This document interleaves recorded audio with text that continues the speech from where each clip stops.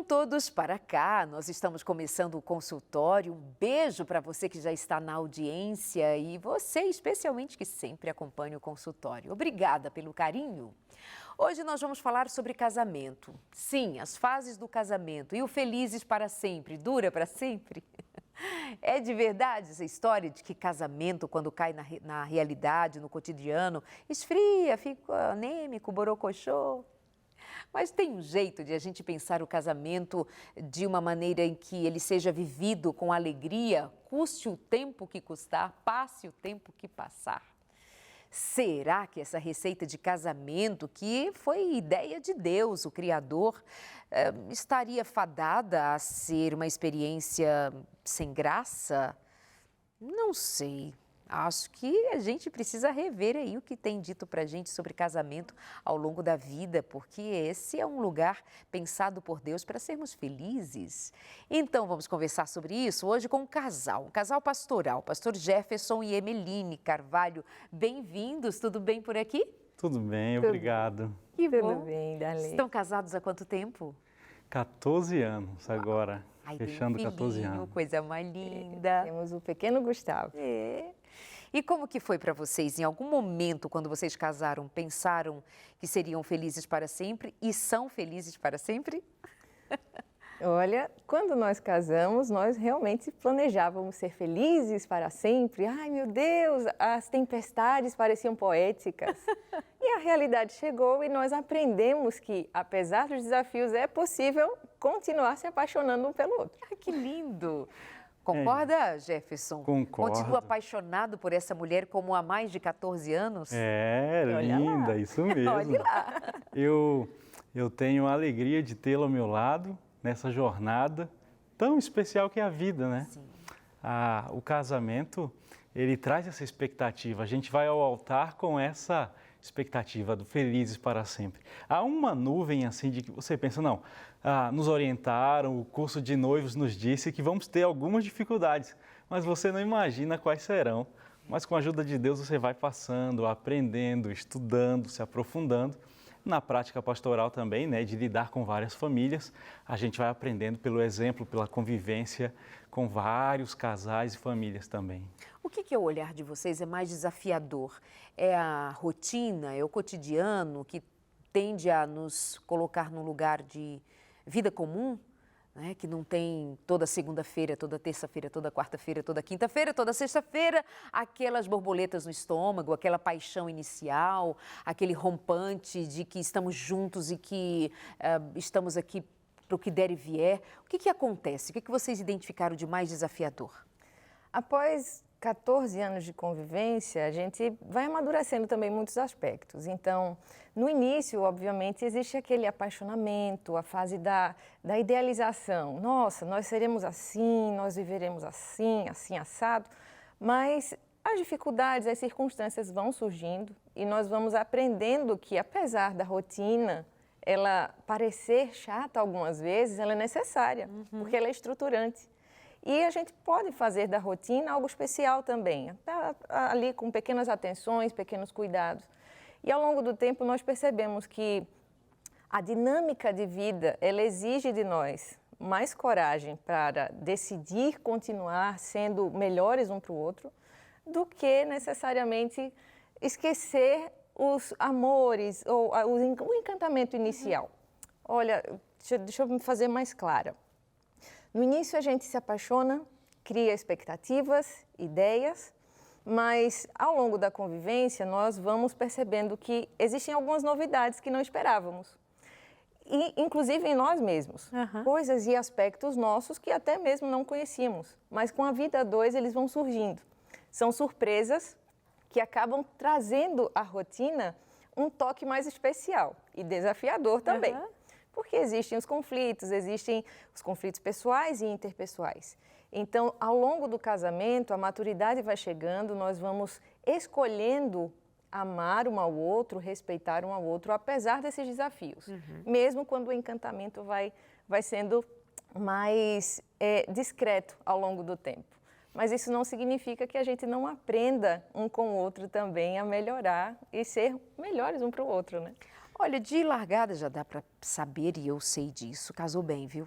Casou bem, hein, Jefferson? Mulher usa as palavras no lugar certo, da maneira certa, e o seu aprendizado enquanto homem. E a partir de então, após essa sua resposta, a gente vai esbarrar em algum momento na experiência de vocês, mas eu quero prosseguir. Sim. Porque mais do que ser um testemunho, passa para que as pessoas saibam que somos semelhantes, né, nas dificuldades, nas bonanças também, em algumas decisões que nós vamos tomando na vida, para não ficar um discurso do alto para baixo. Nós estamos nivelados numa relação que é muito encantadora por tudo que ela oferece, mas também muito desafiadora pelo mesmo motivo, por tudo que ela oferece. É estar muito perto um do outro todos os dias e se permitindo ser visto nu em todos os sentidos. E é para ser assim. Estamos desnudos para o outro, de quem somos, a nossa personalidade, nosso jeito de ser, de encarar a vida, de viver, de se entregar, de se expressar, vem assim com toda a nossa bagagem para viver com o outro. E aí a tua experiência enquanto homem nesse processo de cotidiano, de experiência de vida casado? Darleide, eu gosto da experiência da gente, daquilo que Deus proporcionou na caminhada, especialmente ela deve se lembrar de um episódio. A gente participou de um fórum que vários psiquiatras estavam apresentando seminários, e um deles foi sobre da paixão ao divórcio. Como é que isso acontece?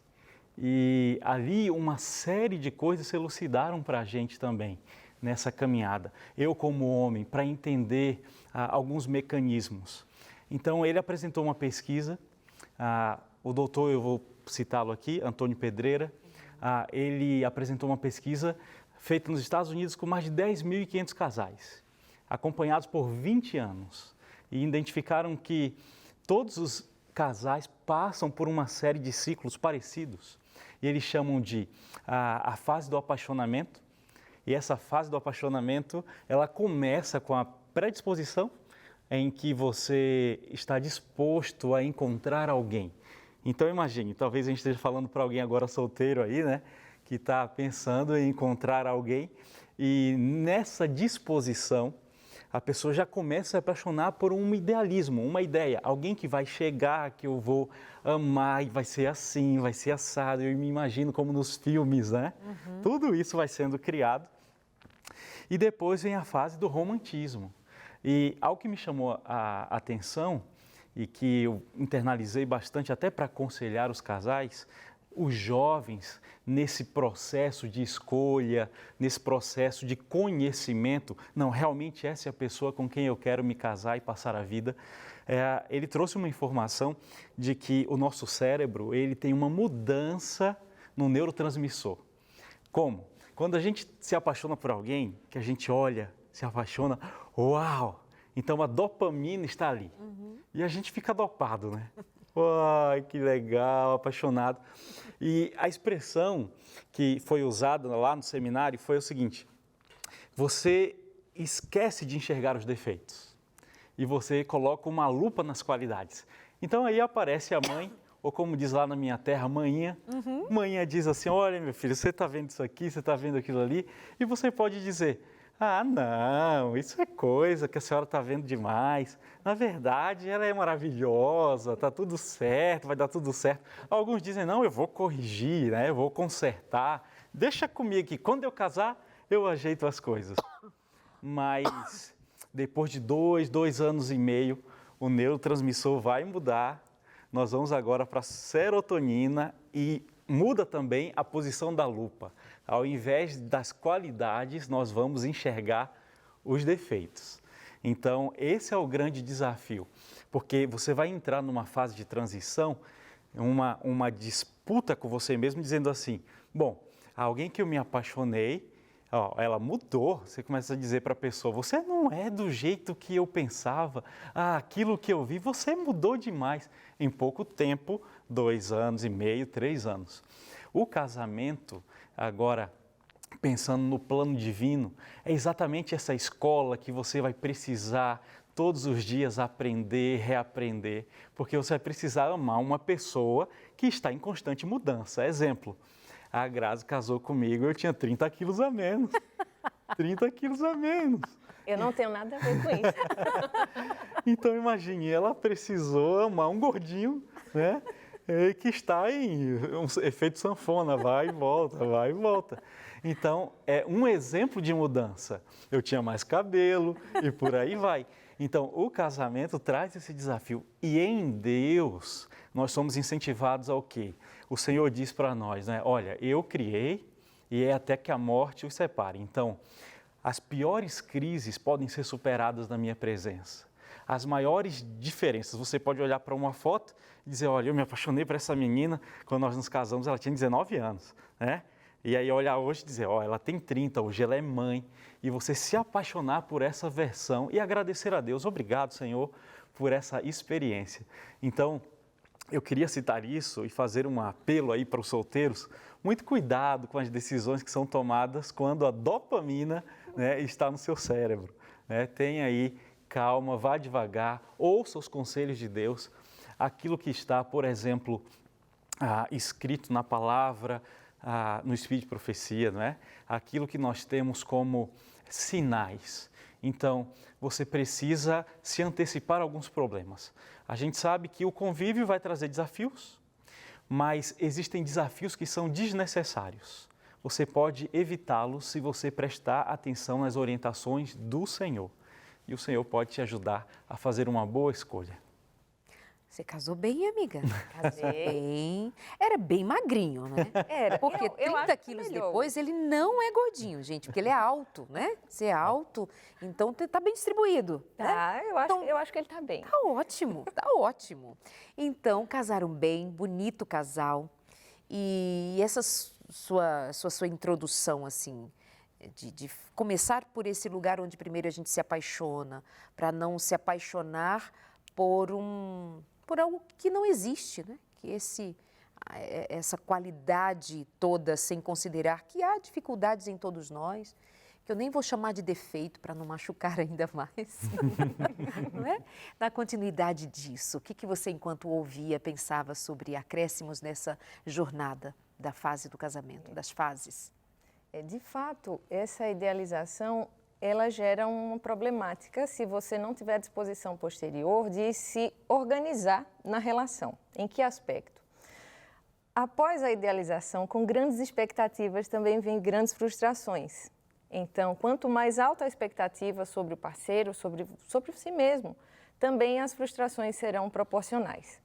Então, quando essa fase do encantamento, da dopamina diminui e chega à realidade, muitos casais entram numa das primeiras crises, que é justamente você não era assim, você não é isso que eu esperava. As dificuldades vão surgindo não de forma poética, como se mencionaram nos votos matrimoniais, mas elas chegam de verdade, colocando à prova não só os sentimentos, mas a sua capacidade de resiliência. Uhum. Então, ao longo da jornada no casamento, você percebe que se você realmente decide permanecer com alguém, isso envolve sacrifício, isso envolve paciência, isso envolve o exercício do autocontrole e também da boa vontade em fazer com que essa relação coopere para que se desenvolva bem. Eu costumo sempre falar com os casais, quando eu tenho oportunidade, de que o casamento é como um time. Se um ganha, todos ganham. Exato. E se um perde, todos perdem. Aqueles que entram numa relação conjugal e pretendem concorrer entre si, eles vão, além de se frustrar, eles vão se machucar bastante. E não vão conseguir ter estrutura para permanecer numa relação. Porque ao longo do tempo isso vai piorando, eles vão começando a se degladiar ao invés de colaborar para que essas diferenças sejam ajustadas. Acordos e ajustes são importantíssimos numa relação matrimonial e respeitar esses acordos também é fundamental. Respeito não só a pessoa, mas a esses acordos, a essas diferenças, como é que funciona?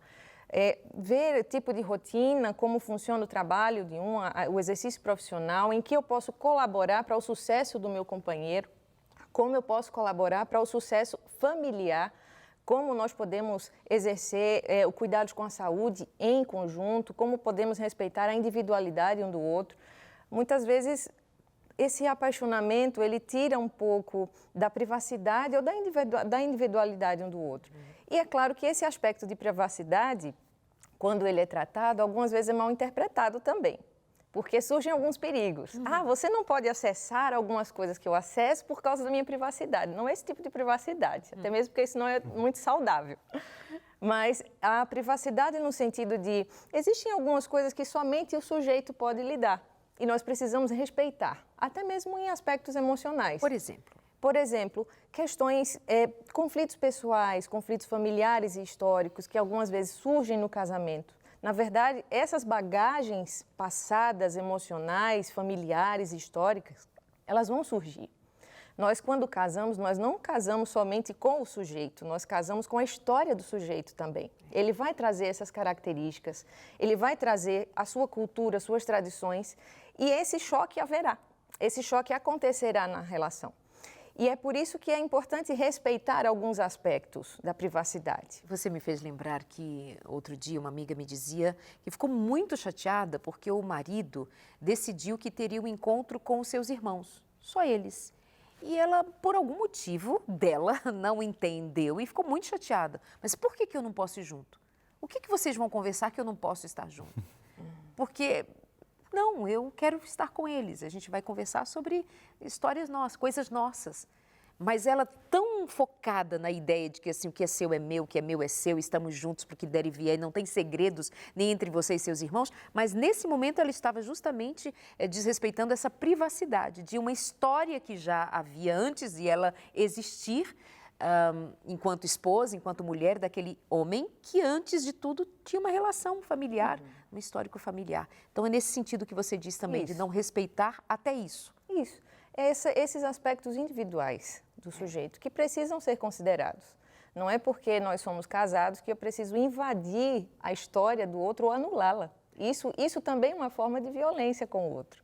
E a gente pode respeitar a sua história, as suas tradições e criar as próprias tradições no casamento. Esse período que ele mencionou, por exemplo, ali do início, os 2 anos, os 3 anos iniciais do casamento, ele tem também um papel, não só de adaptação, mas de estrutura suficiente para que o casal consiga agora criar sua própria identidade enquanto casal, distanciando-se da família de origem. Então, o casal, ele forma um novo núcleo familiar que precisa ter a sua identidade, precisa ter a sua própria cultura, a sua própria forma de funcionamento. E isso vai exercer de cada sujeito envolvido essa disposição em abrir mão de algumas coisas anteriores, como, por exemplo, algumas tradições familiares que não se harmonizam com a nova realidade. E vai precisar também da disposição em continuar amando o outro como ele é. Agora, gente, ouvindo isso e tendo um panorama de quão exigente é um casamento para dar certo, porque tem que ser para dar certo, tem que ter o seu nível de exigência, né? Tudo que tem complexidade, mas que também tem grandeza, tem valor, não pode ser simplificado, porque é uma estrutura que precisa sustentar vidas, histórias, né, para sempre. E olha o peso disso. Mas aí, ouvindo tudo isso também, há de se considerar que nós exigimos que casamento seja para pessoas minimamente maduras, minimamente inteligentes, minimamente saudáveis emocionalmente, né? Coisa que está raro, né? Que sejamos saudáveis emocionalmente, porque nós estamos aí feridos, machucados, com traumas, com transtornos. Imagina um casamento entre pessoas com transtorno. Transtorno Y, outro X, que muitas vezes nem se dão conta, nem se percebem. Ou que traz uma história de vida, de bagagem ali de família, com desavenças, com brigas, com críticas. Então esse indivíduo agora se lança para um relacionamento, ele vem todo machucado e vai machucar. Então, como é que a gente pensa casamento? Refazendo o conceito, ensinando, estudando, ouvindo? Como é que a gente se organiza para casar, pastor? Então, Organizar-se para... Perdão, para casar e para permanecer casado. Ah, ok. Como é que a gente faz nesse... Já estou aqui, e agora? Para onde eu vou? Foram citadas várias coisas especiais aqui. Eu quero começar pontuando exatamente a imagem do casal no altar com aqueles votos. Tá. Os votos foram construídos para trazer a essência do casamento naquilo que é mais especial e profundo, né? Você vai ter lá, prometo estar junto na saúde e na doença, na alegria e na tristeza, na prosperidade e na adversidade. Quando você pensa nesse voto, você já consegue entender que não se trata de uma brincadeira. Afinal de contas, a vida, em muitos momentos, é uma caixa de surpresa com coisas inesperadas. Exato. Então, você está numa caminhada com alguém que você, nossa, juventude, né, tudo lindo, tudo especial, e de repente um desafio aparece e você precisa ressignificar. Uma vez eu ouvi de um pastor e acredito muito nisso. É preciso se casar várias vezes com a mesma pessoa, né? É preciso se casar várias vezes. Então, quando alguém entra no casamento, precisa realmente entrar desconsiderando a ideia do divórcio. Nós temos na sociedade críticas severas a esse modelo e a gente tem a plena certeza de que a família que foi idealizada por Deus, que nós temos uma base bíblica, esse plano, esse núcleo que foi criado antes do pecado entrar na Terra, ele é um plano para o sucesso. Então, há uma garantia do Senhor de que aqueles que desejarem cumprir os seus votos, de que desejarem se esforçar, vão ter a bênção de ver brotar uma nova, um novo clima, uma nova alegria, uma restauração. Eu penso que para que o casamento permaneça, dure, eu quero citar duas coisas. A primeira delas, um dia encontrei um casal. Quantos anos vocês têm de casado e aquela coisa? Pastor gosta de perguntar, né? E pastor vai perguntando. E nesses 10 anos aí cuidando de igrejas, agora eu estou numa outra área, mas cuidando das igrejas, muita gente, eu encontrei um casal com 50 anos de casado. E Grazi lembra desse dia, eu perguntei a eles, qual o segredo?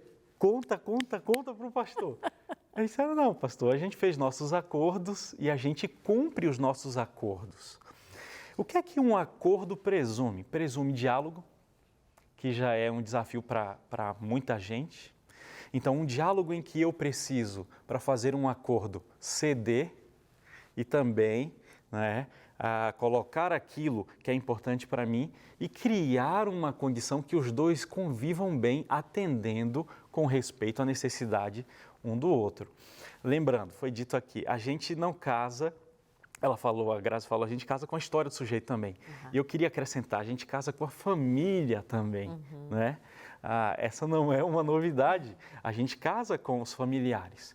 E muitas vezes a gente não vai entender, porque a gente não conviveu anos, né, com aquela família, mas agora fazemos parte, vamos começar a entender um pouco e há um desafio aí. Então, o respeito, a admiração, também a confidência do casal, essas coisas promovem um ambiente que o casal consegue passar pelas barreiras, superar.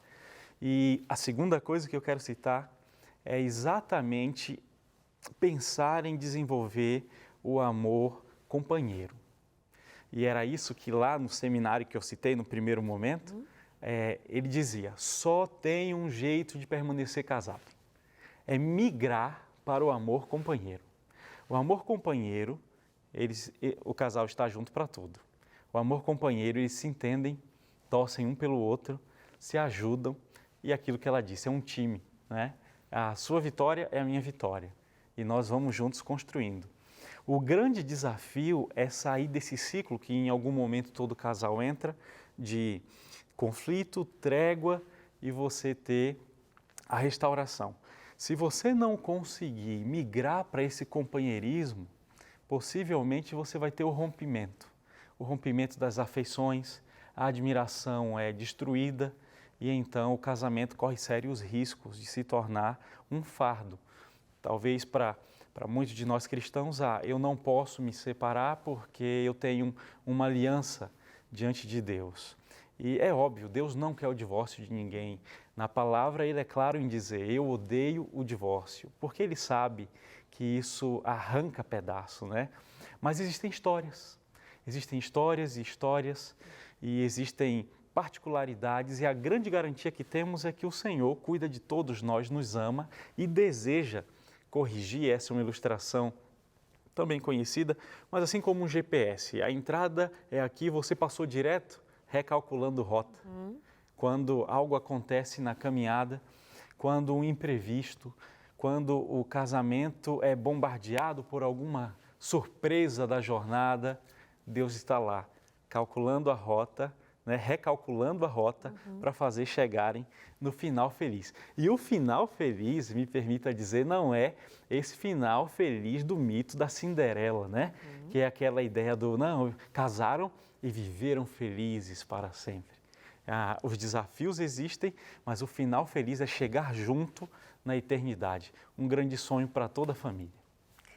Eu, logo depois do intervalo, quero continuar desse lugar aí, proposto para a gente pensar como é que no amor companheiro mantém-se romance, mantém-se desejo, como é que se mantém de alguma forma atendendo a alguma necessidade que é importante, né, para essa manutenção, porque senão seu amor companheiro, de alguma forma, para alguém que não considere a amplitude disso tudo, que se tornam dois irmãos, dois amigos, né? Só é meu amigo, mas tem seu lugar ser amigo, tem seu lugar ser companheiro. Mas e um beijo na boca, né?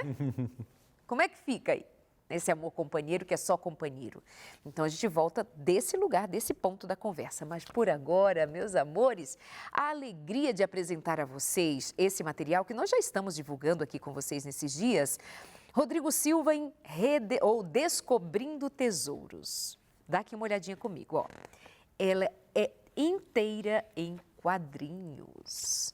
Descobrindo Tesouros com o Dr. Rodrigo Silva, né?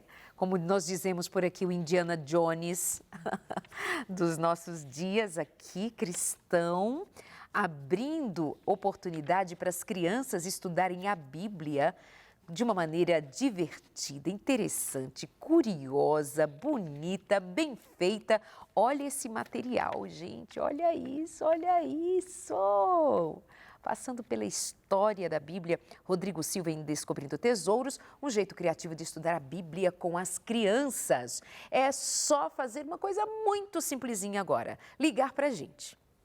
Nós vamos fazer o seu cadastro, que é bem rapidinho. Claro que nós precisamos dos seus dados postais, de alguns dados pessoais que ficam em absoluto sigilo, guardados sob 7 chaves, segundo a lei. Não tem nenhum vazamento de dados por aqui registrado em nenhum momento da Novo Tempo. Você pode ficar tranquilo. Aí nós vamos pegar o seu endereço postal, nós vamos colocar nos correios e o carteiro vai chegar à sua porta e deixar para você essa revista, a revista Esperança Novo Tempo, para você estudar a Bíblia com as crianças. Eu acho que até os adultos é que vão gostar, viu? Vão garantir para vocês. O Gustavo já merece ter uma dessas daqui. Ele vai gostar.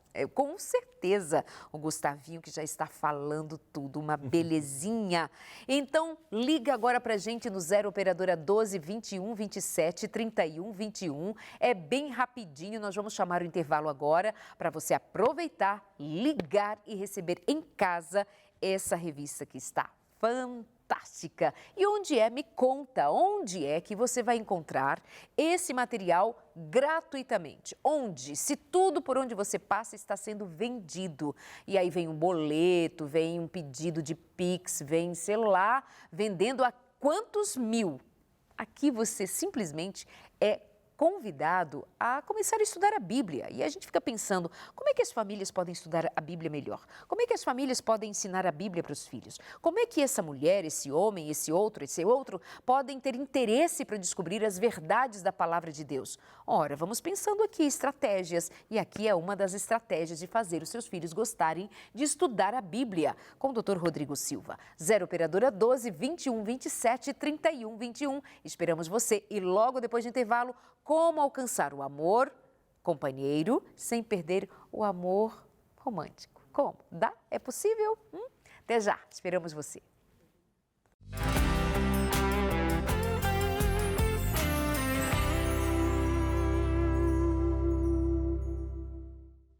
Me conta que você já ligou e já pediu a revista Descobrindo Tesouros com Rodrigo Silva. Me conta. Já fez isso? Ela é sua, para você ligar e pedir a sua. Não precisa pagar nada por isso, já está tudo ok entre a Novo Tempo e os Anjos da Esperança, que patrocinam a possibilidade de você estudar a Bíblia sobre os mais diferentes temas. Nós temos mais de 2,5 milhões de pessoas que estão registradas aqui com a gente para estudar a Bíblia. Você vem com a gente e dessa vez para estudar a Bíblia com as crianças. Uma revista toda em quadrinhos, numa aventura de grandes descobertas com o Dr. Rodrigo Silva. Aceita o convite? Então liga para a gente, 21 27 31 21. Ou se preferir, produção, a gente pode também disponibilizar o nosso WhatsApp. O que você acha? É mais fácil para você? 98244 4449. 98244 4449. Eu sou Darleide Alves e estou acompanhada hoje do pastor Jefferson, da psicóloga Eveline. Nós estamos falando sobre casamento, suas fases, e ele me apareceu aqui com uma história do amor companheiro. E aí você diz, que legal, é verdade, faz sentido. E eu fiquei procurando, Eveline, o amor do beijo, do abraço, do desejo, do sexo. Como é que fica aí nesse amor companheiro, só para não haver distorção do conceito, né? Como mencionamos antes, no início, a idealização envolve desejo. O desejo de alcançar aquilo que eu ainda não tenho. Isso impulsiona muito e desafia. E esse desafio e esse desejo atraem muitas pessoas. É o processo de conquista. Tem aquele que é impressionar. O frio na barriga. Vejo que eu sou a pessoa mais incrível do mundo, que não tem olhos para mais ninguém, que eu sou mais bonito, mais perfeito, mais lindo, mais cheiroso, mais gostoso. Né? O que essa pessoa tem que eu possa conhecer e conquistar? A ideia da conquista apaixona também.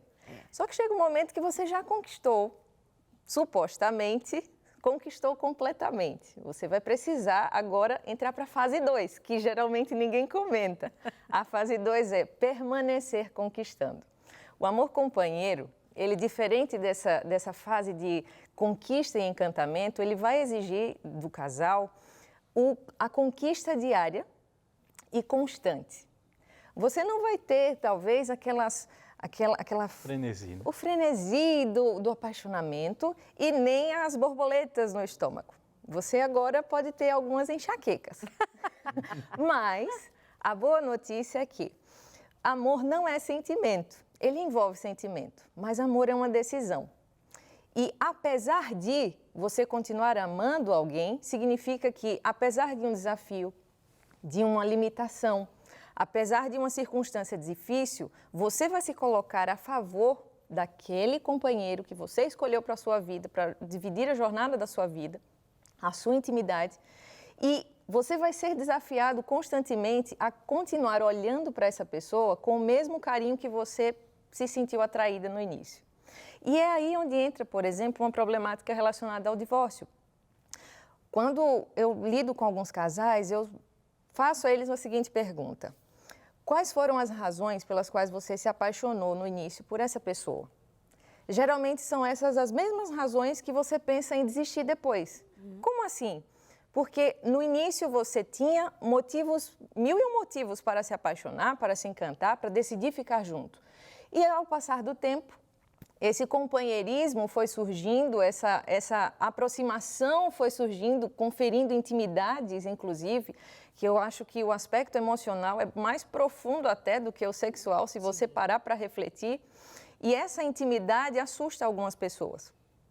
E nesse processo de conhecimento, você fica ali pensando que o caminho mais fácil é desistir. Então, afasta-se da ideia daquilo que lhe atraiu no início e ela se inverte. Como assim? Eu me atraí pelo seu sorriso, mas você parou mais de sorrir, porque as circunstâncias mudaram, agora você é mais sério, mais estressado, então perdeu o sorriso. Não gosto mais desse sorriso, já não é mais a mesma pessoa, vamos separar.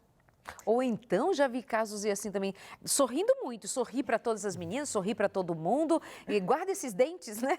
Mas só que o que te atraiu foi o sorriso dele, ele sorria para todo mundo, ou ela sorria para todo mundo, dizia, ai, como ele é simpático, como ele sorri, como ele é gentil. Tá muito gentil, dá bom dia para todo mundo, para.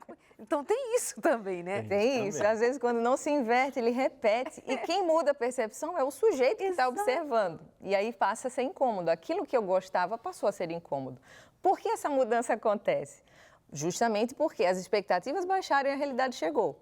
E aí vem o desafio da conquista constante. Por que no namoro você beijava mais tempo, você dava alguns abraços mais apertados e com o passar do tempo simplesmente vai mudando? É só um selinho, às vezes nem mais o selinho, às vezes é só um beijinho na testa, um tchau de longe, um abraço rápido. Quando esses contatos, eles, na verdade, favoreciam essa aproximação e esse encantamento. Então, o amor companheiro, ele não precisa ser um apagamento do desejo.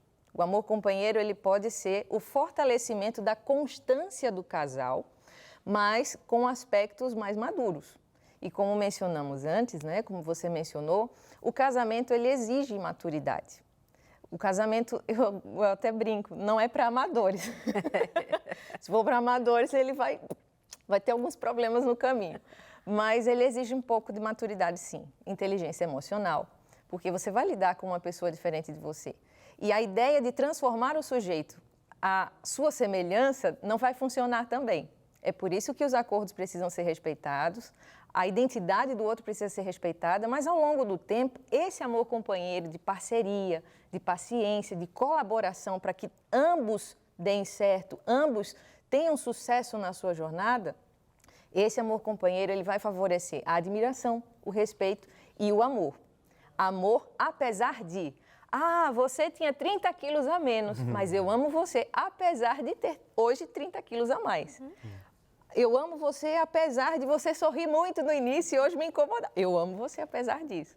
Então, existem, sim, algumas questões que vão mudando com o tempo, vão se ajustando e, com o passar do tempo, o amor companheiro até torna o casal mais parecido. É engraçado, né? Algumas pessoas já perguntavam se nós éramos irmãos. Não, também. Só em Cristo. Só em Cristo, mas, na verdade, somos marido e mulher. Então, é possível, sim, o romance permanecer no companheirismo. Sobre isso, né, é necessário pensar sobre isso. Por quê? Se precisa migrar para o amor companheiro, para manter-se durante a jornada, a longa jornada, você não pode esquecer da intenção de manter algo que Deus criou, por exemplo, só para a família, né, para o casamento. Então, Deus disse, olha, o sexo é só para o casamento. Ok, somos amigos, é melhor ser casado com um amigo do que com inimigo. Né? Então, ok, somos amigos. Mas o que é que o Senhor reservou para esse vínculo de forma exclusiva? O sexo. Então, o melhor sexo do mundo é exatamente no amor companheiro. Aonde respeito, intimidade, compreensão, a alegria, desejo de um pelo outro. E a palavra desejo é muito importante e agora eu me lembrei, já volto. Lembra de voltar. Tá tudo bem. Nós vamos falar do desejo.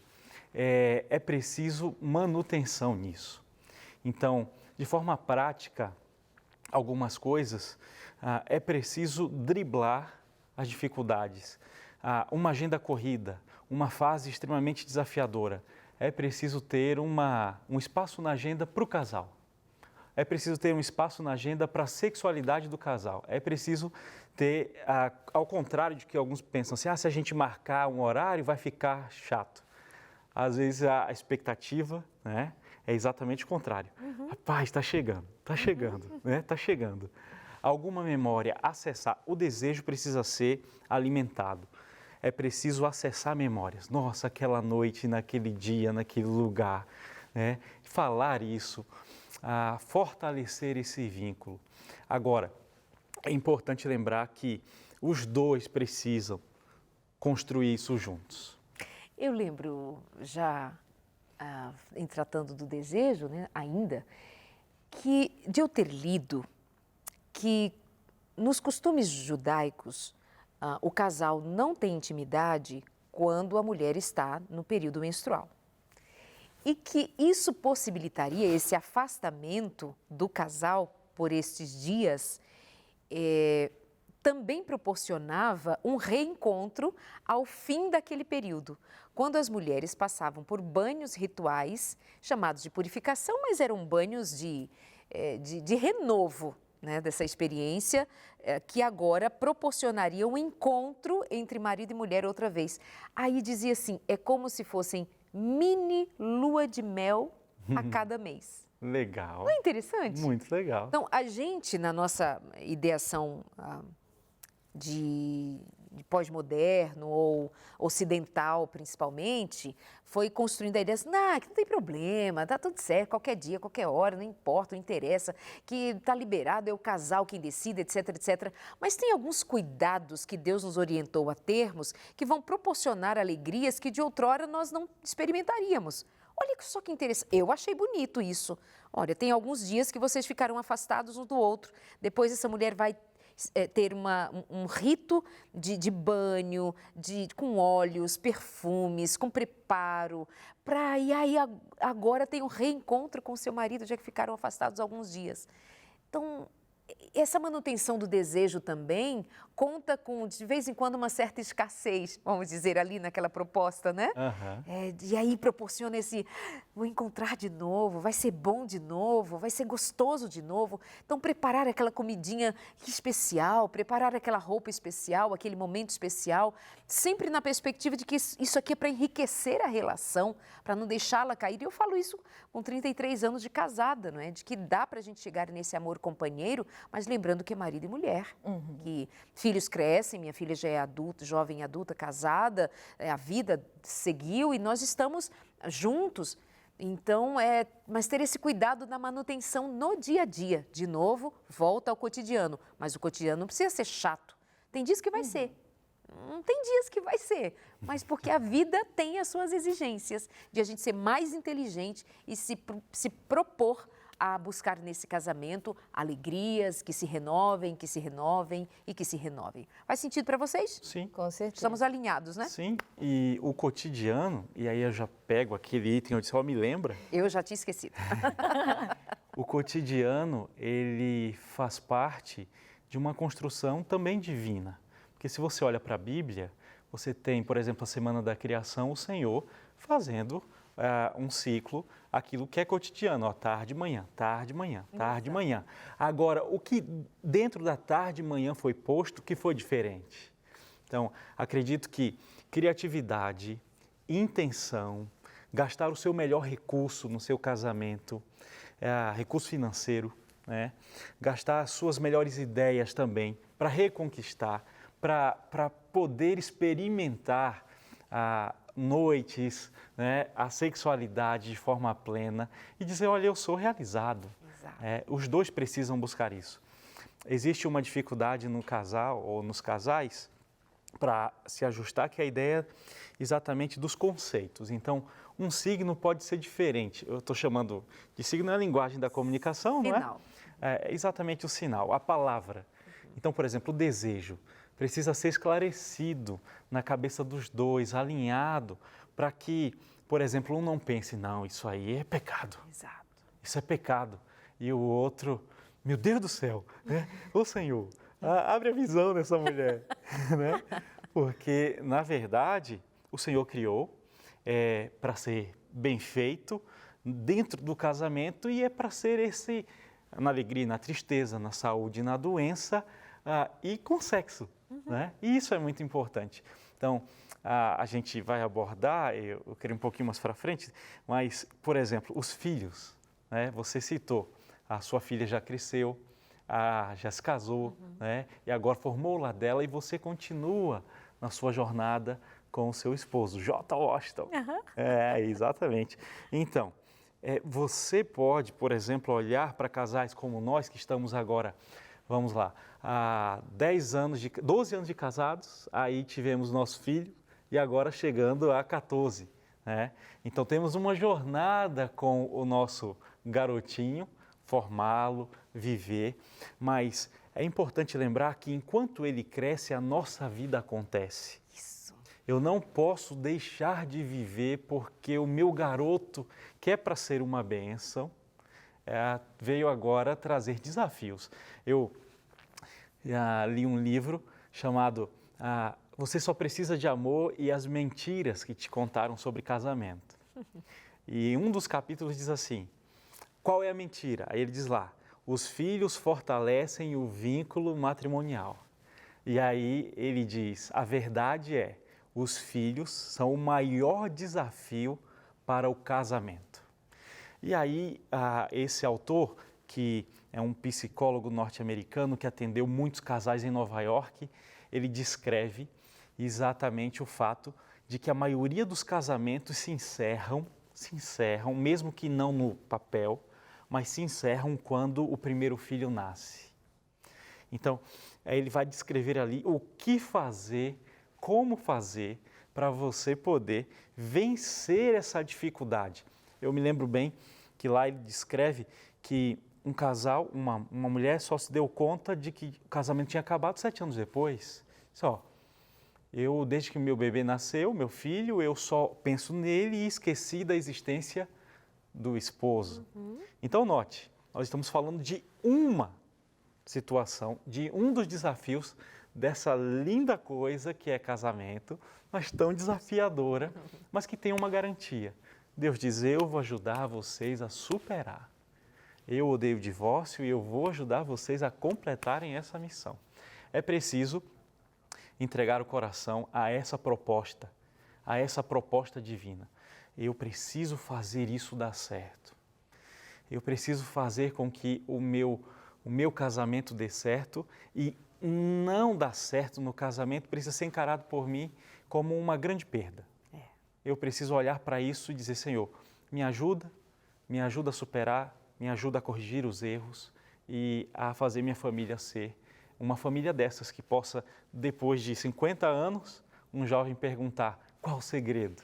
E aí eu fico pensando, o que acontece? Quem são estes que deram certo em amor? No sentido de casais que se completam tanto, casais que se entendem tanto, casais que estão afinados tanto, né?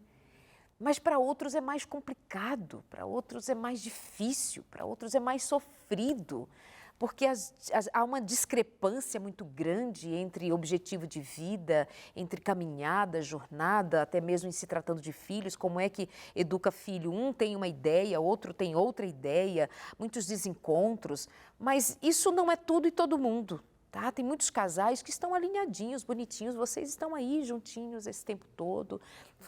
É um casal que tem uma história, claro, de descobertos, porque nós somos pecadores, nós somos difíceis, nós somos muitas vezes uma caixinha de surpresas, nem esperava reagir assim, mas tem tudo para também fluir, especialmente se somos cristãos. Se nós temos recebido da fonte, né, esse amor que se renova, como as misericórdias, a palavra diz que as misericórdias do Senhor se renovam a cada manhã e nessa misericórdia tem porção de amor a cada dia sendo doado da parte de Deus para nós. Então um coração que é moldado, mudado, transformado a cada dia pelo Espírito de Deus, esse Espírito de Deus produz amor. Então, se há a presença do Espírito, se há uma palavra que se renova no meu coração, se há o agir de Deus de maneira em que eu esteja sendo transformada dia a dia à imagem e semelhança de Jesus, esse amor vai aparecer. Então, não precisa sucumbir a esse tamanho todo do que é o casamento, levando na força do seu próprio braço. Não, eu farei sozinho. Então, como bem lembrado pelo pastor Jefferson, a proposta de Deus é eu estarei com vocês. eu estarei junto, nós caminharemos juntos e eu farei em você esse renovo que eu volto a dizer, tem a ver com o Espírito Santo. Quais são os frutos do Espírito? Vamos procurar o fruto do Espírito no casamento. Tem paz, tem amor, tem mansidão, tem domínio próprio. Então, esse fruto do Espírito eu careço desesperadamente. Então, o lugar de você se gastar tanto por este casamento com as suas próprias forças, vai na força de Deus. Então, gasta tempo buscando o Espírito de Deus, a palavra de Deus te orientando e o Espírito de Deus te tratando, te moldando, te fazendo avançar, porque amor é amor de Deus que passa por nós e a gente transborda, que o amor de Deus transborde na sua casa, na sua vida, no seu casamento. Senão a gente acaba por pesar muito sobre nós, dizendo, ai meu Deus, eu tenho que levar esse casamento sozinho. Deus está conosco, à frente, adiante, em todo tempo e lugar, né, amados? Com certeza. Me permita, entre os muitos sucessos que nós procuramos na vida, que a sociedade também constrói para a gente, acho que o grande sucesso, a Bíblia vai falar isso, se eu não tiver amor, nada serei. Precisaríamos decidir hoje, por exemplo, ao assistir esse programa, precisaríamos decidir buscar, cultivar, orar, clamar, dizer, Senhor, me ajuda a ser alguém que tem amor, me ajuda a ser amoroso, né? E o lugar em que você é mais desafiado é dentro da sua casa. É dentro da sua casa, porque dentro da sua casa não se sustenta máscaras. Dentro da sua casa você tem conflitos em que, por exemplo, olha, você diz isso, mas você agiu assim. E é preciso aceitar as fraquezas, reconhecer, pedir perdão e reconstruir. Então, o vínculo ele vai se tornando mais forte quando o tempo vai passando. Você não consegue imaginar a sua vida sem a outra pessoa. E essa é uma bênção do Senhor. E existe uma bênção que é a bênção do contentamento, não é?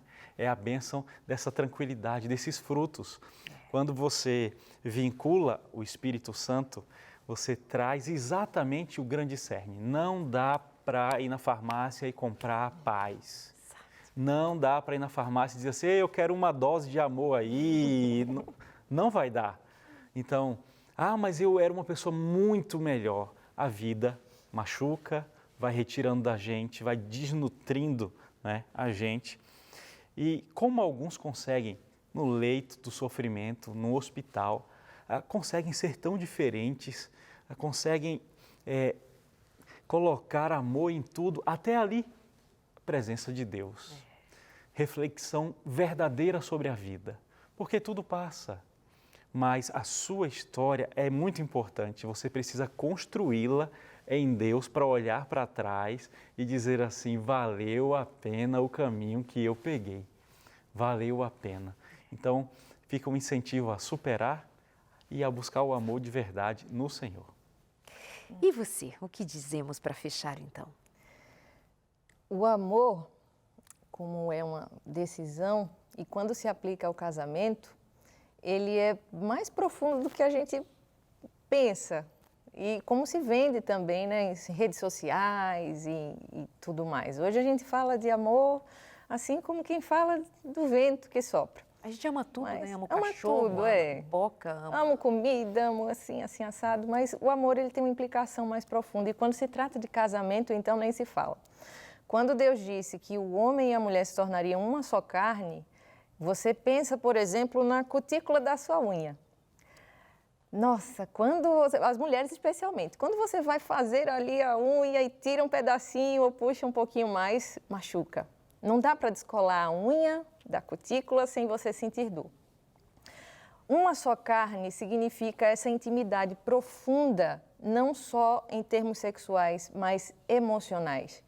Quando você casa, você vai conhecer o outro pelo avesso. E algumas vezes você vai se assustar com o avesso do outro. E o outro vai conhecer o seu avesso também.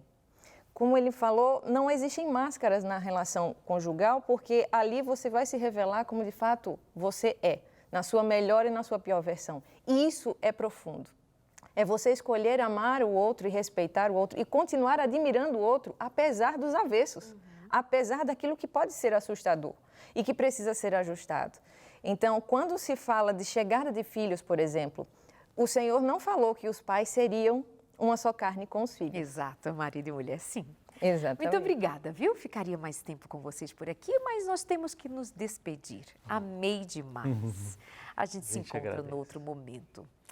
Sabe, decidir amar todos os dias, eu penso que é decidir estar em Cristo todos os dias.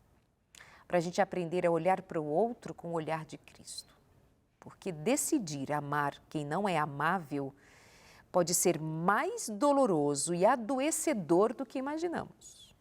Mas quando nós decidimos todos os dias buscar amor na fonte, como a mulher samaritana que buscava água para matar a sede de todo dia, a sede do seu cotidiano por um amor de verdade, é que Jesus a atendeu, a surpreendeu e ela deixa aquele cântaro e sai correndo para dizer a todo mundo: eu encontrei o verdadeiro amor, ele chegou.